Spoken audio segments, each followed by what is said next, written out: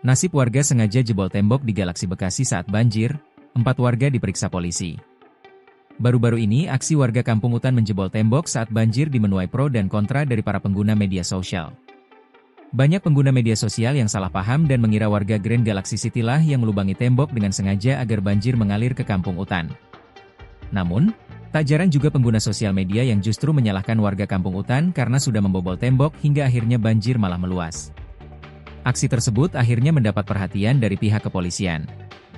Dilansir dari tribunnews.depok.com, Kapolsek Bekasi Selatan Kompol Dedi Herdiana pihak kepolisian sudah memeriksa 4 orang warga yang membobol tembok pembatas antara perumahan Grand Galaxy City dengan Kampung Utan, Jaka Setia, Bekasi, saat banjir Selasa, 3 Maret 2024. Keempat warga tersebut berasal dari Kampung Utan yang letaknya berada persis di belakang perumahan Grand Galaxy City.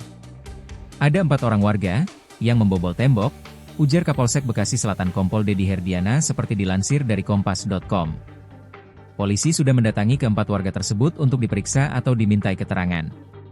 Namun, dari keterangan yang diberikan ke polisi, keempat warga yang menjebol tembok Grand Galaxy City itu tak mempunyai niat jahat.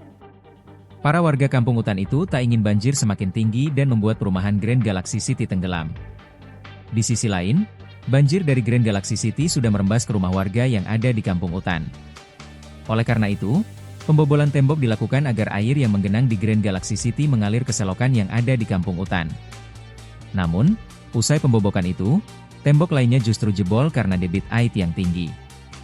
Karena sudah banjir, mereka mencoba untuk mengurangi itu tadi, debit air.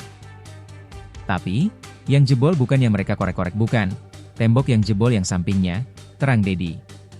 Akhirnya, air dari Grand Galaxy City pun tumpah ke Kampung Utan hingga menyebabkan banjir.